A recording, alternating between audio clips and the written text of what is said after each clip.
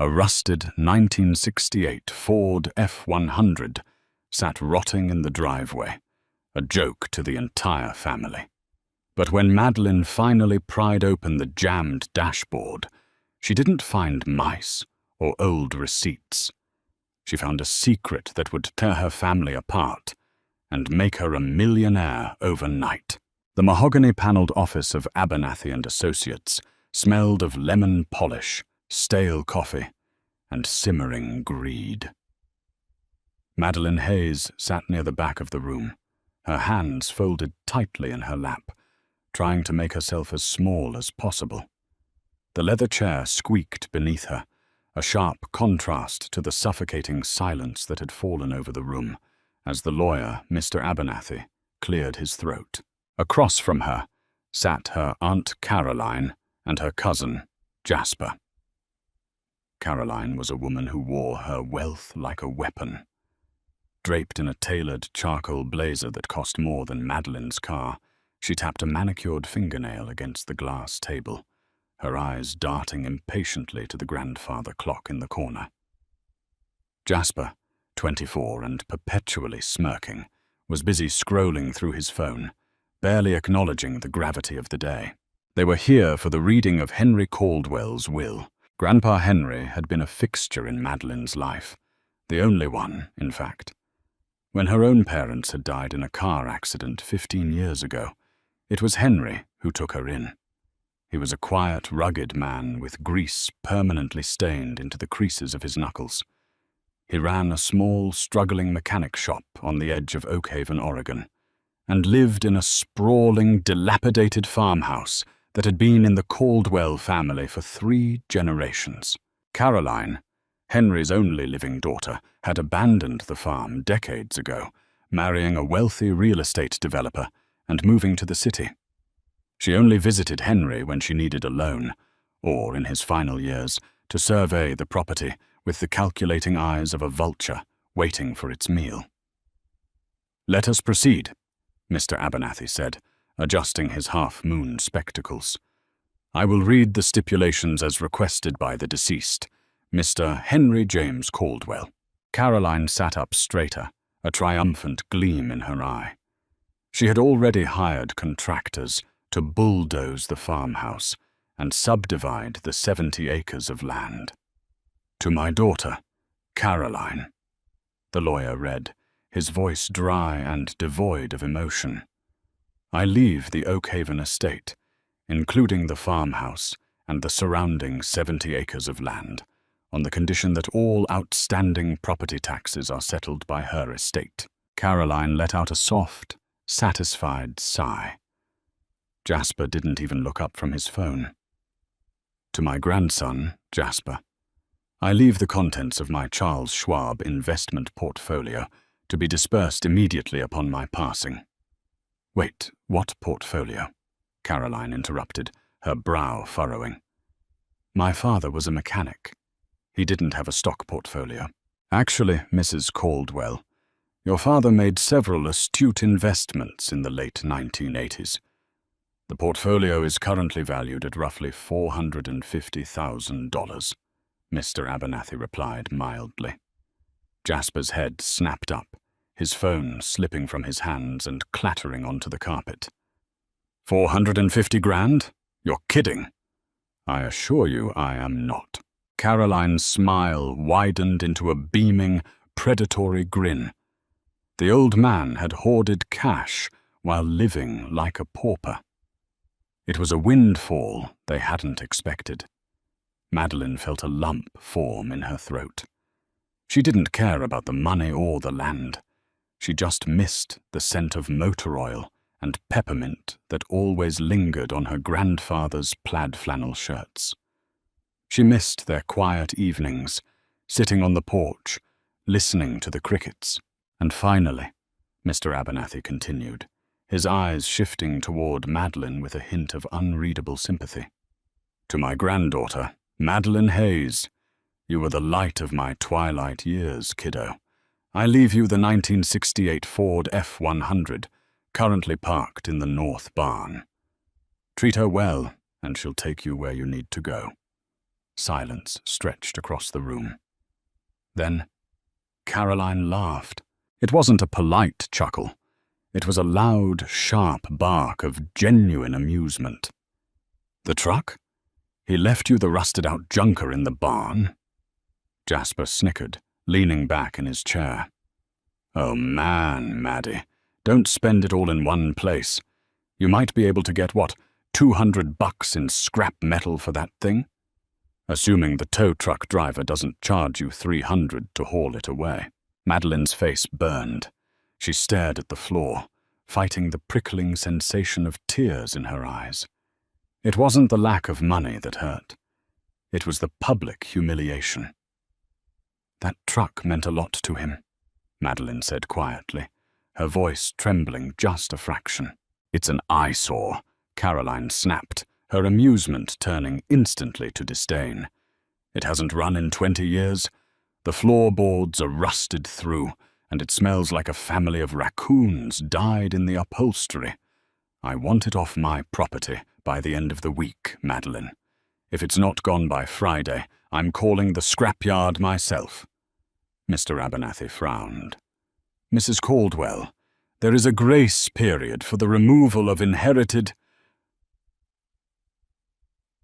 "Friday," Caroline repeated, standing up and smoothing her blazer. "Come along, Jasper. We have an estate to liquidate." As they swept out of the office, leaving a trail of expensive perfume in their wake, Madeline remained seated. She felt hollowed out. Grandpa Henry had loved that truck. He used to sit in the driver's seat with her when she was 7, letting her steer the massive wheel while he made engine noises, telling her stories of driving it across the country before she was born. But as she grew older, the truck had been relegated to the barn, covered in a tarp, slowly surrendering to time and rust. Why had he left it to her? Why single out a piece of rotting metal while giving the rest of the family the actual wealth? 2 days later, Madeline paid $300, a significant chunk of her meager savings from her waitress job, to have the Ford F-100 towed to her apartment complex on the outskirts of the city. When the flatbed dropped the truck into her assigned parking space, her neighbors peeked out from behind their blinds. The truck was a monstrosity. The original sky blue paint was entirely consumed by a cancerous, flaking orange rust. One of the headlights was smashed, the tires were dry rotted and flat, and the bed was filled with damp leaves and empty oil quarts. Her phone buzzed in her pocket. It was a text from Jasper. "Saw the tow truck pass by the cafe. Nice ride. Don't forget to update your tetanus shots." Madeline shoved the phone back into her pocket, tears of frustration finally spilling over. She grabbed a bucket, a scrub brush, and a bottle of heavy-duty cleaner. If this was the only thing she had left of the man who raised her, she was going to at least make it look respectable. Saturday morning brought a heavy, unrelenting drizzle that washed the city in shades of grey. Madeline stood in the parking lot in her oversized overalls, soaked to the bone, battling the grime inside the cab of the F-100. The interior was in even worse shape than the exterior. The springs of the bench seat poked through the cracked vinyl like broken bones. The dashboard was coated in a thick, sticky layer of dust, and the entire cabin smelled faintly of gasoline, damp earth, and decay.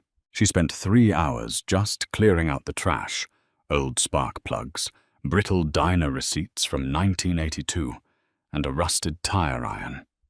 Exhausted and shivering, she sat in the driver's seat, gripping the steering wheel. She closed her eyes, trying to conjure the image of her grandfather sitting next to her. But all she felt was the cold reality of her current life. 26, barely making rent, and mocked by the only family she had left. "Treat her well, and she'll take you where you need to go," she whispered aloud, repeating his words from the will. Frustration boiled over. She slammed her hand hard against the dashboard. "Where, Grandpa? To the scrapyard?" The force of her strike jarred the heavy metal dashboard. A strange metallic clack echoed in the small cabin. Madeline froze. She looked down. The glove compartment, which had been rusted shut and entirely unyielding when she tried to pry it open earlier, had popped open about half an inch. Curiosity replacing her anger, she wedged her fingers into the gap and pulled. It resisted with a harsh screech of metal on metal, then suddenly gave way, dropping open to reveal a hollow, dusty cavity. It was entirely empty. She let out a bitter laugh, shaking her head. Of course, but as she reached in to wipe away the dust, her knuckles brushed against the back wall of the compartment. It wasn't solid steel like the rest of the dash. It felt like thick, hardened plastic, and it rattled. Madeline grabbed her flashlight from her cleaning bucket and shined it inside. The back panel of the glove box was a false wall. There were no screws, but there was a tiny, barely visible sliding latch in the upper left corner. Her heart began to pound, a frantic rhythm against her ribs. With a trembling finger, she pushed the latch. It was stiff, fighting her, until it finally gave way with a sharp snap. The false back fell forward, revealing a hidden recess deep within the firewall of the truck. Inside the recess sat a heavy, dark green canvas pouch, tightly bound with a thick leather strap. Madeline carefully pulled it out. It was surprisingly heavy, weighing perhaps 10 or 15 pounds. She placed it on the passenger seat, her breath catching in her throat. The leather strap was dry and cracked, breaking apart in her hands as she struggled to untie the knot. When she finally pulled the canvas open, the smell of old paper and copper filled the air. Inside were 3 things. First, a stack of heavily stamped passports, all bearing Henry Caldwell's face, but none bearing his name. One identified him as Arthur Pendleton, another as Thomas Croft. The stamps spanned the globe: Geneva, Zurich, Vienna, Moscow, and Buenos Aires, all dated between 1971 and 1978. Madeline stared at the photos. It was her grandfather, looking rugged and dangerous in his 30s, a stark contrast to the gentle mechanic she had known. Second, there was a thick, leather-bound ledger. Madeline opened it, her eyes skimming the handwritten entries. It was filled with lists of names, dates, and massive dollar amounts, all written in her grandfather's meticulous cursive. Next to several names were terrifying annotations: asset recovered, target neutralized, or bribe delivered, file closed. Her grandfather wasn't just a mechanic. He had been involved in something deeply covert, deeply lucrative, and incredibly dangerous. But it was the third item that made her heart stop. Beneath the ledger was a large, flat, velvet-lined jeweler's box. Madeline pried the brass clasp open. The dim, rainy light of the parking lot caught the contents, refracting into 1,000 dazzling, brilliant colors. Nestled in the velvet were dozens of uncut stones, diamonds the size of marbles, deep blue sapphires, and rubies that looked like crystallized blood. Alongside the gems lay 3 solid gold bars, each stamped with the insignia of a Swiss bank that Madeline didn't recognize, but whose weight in her hands told her everything she needed to know. She was holding a fortune, a massive, undeniable fortune. Madeline jumped nearly out of her skin, slamming the jeweler's box shut and throwing the canvas bag onto the floorboards, kicking a dirty rag over it, just as a sharp tap hit the driver's side window. She whipped her head around. Standing in the rain, holding a massive golf umbrella, was Aunt Caroline. Madeline rolled down the window halfway, her hands shaking so badly she had to grip her knees to steady them. "Aunt Caroline, what are you doing here?" Caroline looked out of place in the run-down apartment parking lot, her designer trench coat practically glowing against the grim backdrop. She looked past Madeline, her sharp eyes scanning the interior of the truck with an intensity that sent a chill down Madeline's spine. "I was in the neighborhood," Caroline lied smoothly, her voice overly sweet. "I came to apologize, dear. I was harsh at the lawyer's office. Grief makes us act in ways we aren't proud of." It's fine," Madeline stammered, hyper-aware of the canvas bag hidden beneath the rag just inches from her boots. "Listen," Caroline said, leaning closer to the window. "I've been thinking about this old eyesore. I know it has sentimental value to you, but the truth is, you can't afford to restore it. It's just going to rack up fines sitting in this parking lot. I'll do you a favor. I'll give you $5,000 for it right now. Cash." Madeline stared at her. $5,000 for a rusted truck that Jasper had valued at $200 in scrap. "Why would you want it?" Madeline asked, forcing her voice to remain steady. Caroline's smile tightened, just a fraction. "For the farm, of course. I thought I might use it as a decorative planter. A rusty chic sort of thing, near the new subdivision entrance." It was a lie. A blatant, desperate lie. Madeline remembered how Caroline had treated Henry, how she had practically spat on his memory just 2 days ago, and now she was offering a massive overpayment for a truck she despised. She knows, Madeline realized with a sickening jolt. She knows there's something in the truck. "I appreciate the offer, Aunt Caroline," Madeline said, carefully rolling the window up a few inches. "But Grandpa left it to me. I'm going to keep it." Caroline's fake smile vanished, replaced by a look of sheer, venomous rage. She grabbed the edge of the glass, stopping it from rolling up further. "Don't be a fool, Madeline," Caroline hissed, her voice dropping into a menacing whisper. "You have no idea what you're dealing with. That old man stole something that belongs to my husband. If you find it, it won't bring you anything but misery. Sell me the truck." "Let go of my window," Madeline said, her fear suddenly giving way to a fierce, protective anger. She turned the ignition crank to the battery setting and hit the automatic window switch. The glass forced Caroline's manicured fingers away. Caroline stepped back into the rain, her eyes blazing. "You're making a massive mistake, you little brat. I'm not leaving here without what's mine."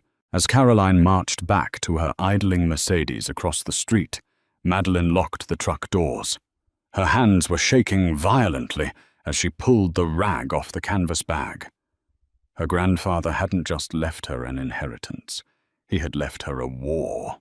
Madeline didn't wait to see if Caroline would double back. She shoved the heavy canvas bag, the ledger, and the jeweler's box into her faded canvas backpack, her hands slick with rain and nervous sweat. She abandoned her cleaning supplies in the mud, locked the rusted door of the F-100, and sprinted up the 3 flights of stairs to her apartment. Once inside, she locked the deadbolt, threw the chain, and collapsed against the front door, gasping for air. The dim light of her tiny living room cast long, unsettling shadows. She dumped the contents of the backpack onto her cheap laminate coffee table. The gold bars hit the wood with a heavy, authoritative thud. The diamonds and rubies scattered across the velvet box, catching the glow of her cheap floor lamp. It was a king's ransom sitting in a cramped, one-bedroom apartment that smelled of burnt toast and cheap laundry detergent. But it was the ledger that drew her attention. Madeline made a cup of black tea to stop her hands from shaking, wrapped herself in a blanket, and opened the leather-bound book. The early pages, dated in the 1970s, read like a sea thriller. Coded drops in Berlin, extraction coordinates in South America, and payments from foreign entities. Her grandfather, Henry Caldwell, had been a retrieval specialist. He specialized in recovering stolen assets for private, highly secretive clients. But as she flipped to the final quarter of the book, the dates shifted to the late 1990s and early 2000s. The global locations vanished, replaced by local addresses: Oak Haven, Oregon; Portland; Seattle. And then she saw it. Victor Harrington, Aunt Caroline's husband. Madeline read the entries, her blood running cold. Victor wasn't just a wealthy real estate developer. He was the architect of a ruthless, illegal land grab syndicate. According to Henry's meticulous notes, Victor had been systematically defrauding elderly landowners, using shell companies to force them into foreclosure, and then buying their land for pennies on the dollar. Henry had discovered his son-in-law's syndicate when Victor tried to target the Caldwell farm. Instead of going to the police, who Victor likely had in his pocket, Henry had come out of retirement.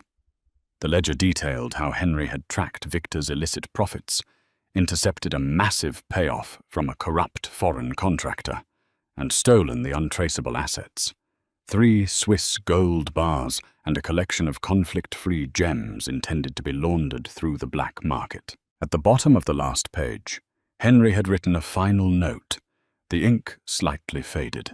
"Victor knows I took it, but he can't prove it without exposing his own empire. I've hidden the insurance policy in the only place they'd never look, a truck they're too arrogant to value. Madeline, if you are reading this, I am gone. Do not trust Caroline. Take the ledger to William Dempsey at the Gemological Institute of America, GIA, lab in Carlsbad. He owes me his life. He will broker the stones and protect you." A loud, violent pounding on her apartment door shattered the silence. Madeline dropped the ledger. The teacup rattled on the saucer. "Madeline, open this door right now." It was a man's voice, deep, furious, and dripping with authority. "Victor." She crept toward the door and peered through the peephole. Victor Harrington stood in the hallway, his expensive tailored suit dripping with rain, his face flushed red with rage. Behind him stood a large, expressionless man in a dark windbreaker. "Muscle, I know you found it," Victor hissed through the wood, his voice dropping to a menacing pitch. "Caroline told me you were acting strange. Open the door, or my associate will take it off its hinges. You don't want to play this game, little girl." Panic flared in Madeline's chest, but as she looked back at the table, at the fortune her grandfather had bled to protect, at the undeniable proof of Victor's crimes, the fear morphed into a cold, hard resolve. She wasn't just a broke waitress anymore. She was Henry Caldwell's granddaughter. She quickly swept the gold, the gems, and the ledger back into her backpack. She slung it over her shoulders, grabbed her fire escape key, and bolted for the kitchen window. As the front door groaned under a massive, splintering kick from Victor's associate, Madeline slipped out into the stormy night, scrambling down the rusted iron stairs into the dark alley below. 3 days later, the rain had finally cleared, leaving the city washed clean under a brilliant blue sky. Madeline sat in the exact same leather chair in the mahogany-paneled office of Abernathy and Associates. Her posture, however, was entirely different.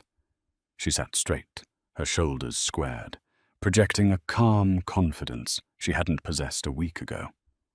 Across from her, Caroline and Victor looked completely unraveled. Caroline's usual immaculate hair was slightly disheveled, and the dark circles under Victor's eyes betrayed sleepless nights of frantic searching. Jasper was nowhere to be seen. Mr. Abernathy looked between the 3 of them, clearly uncomfortable with the palpable tension in his office. "Madeline, you requested this emergency meeting. You stated it was a matter regarding the estate." "Yes, Mr. Abernathy," Madeline said smoothly.